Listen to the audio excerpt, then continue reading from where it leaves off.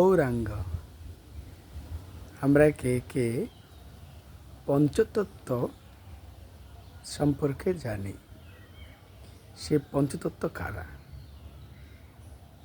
এই কলিযুগের তাদের কি কি ভূমিকা ছিল সেটা আজকে আমরা জানব। পঞ্চতত্ত্ব হচ্ছে জয় শ্রীকৃষ্ণ চৈতন্য প্রভু নিত্যানন্দ শ্রী অদ্বৈত গদাধর শ্রীবাসাদি গৌর ভক্তবৃন্দ।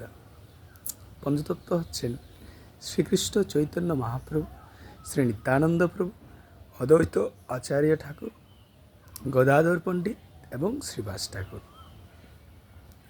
আর এই পঞ্চতত্ত্ব এই কলিযুগে হরিনাম বিতরণের মাধ্যমে সমস্ত জগৎবাসীকে গোলক বৃন্দাবনের কৃপাবাড়ি বর্ষণ করেছেন।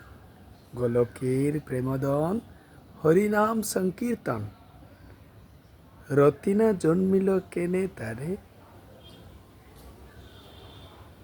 লোচন বলে সে পাপি এলো আর গেল রে। হরিনাম সংকীর্তন প্রচার করেন এই পঞ্চতত্ত্ব প্রভুগণ।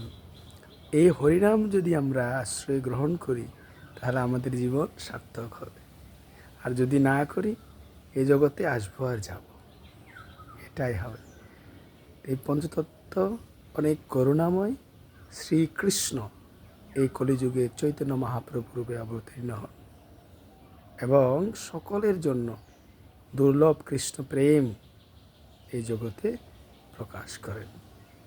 শ্রী নবদ্বীপ ধামে যোগপীঠে শ্রী চৈতন্য মহাপ্রভুর আবির্ভাব।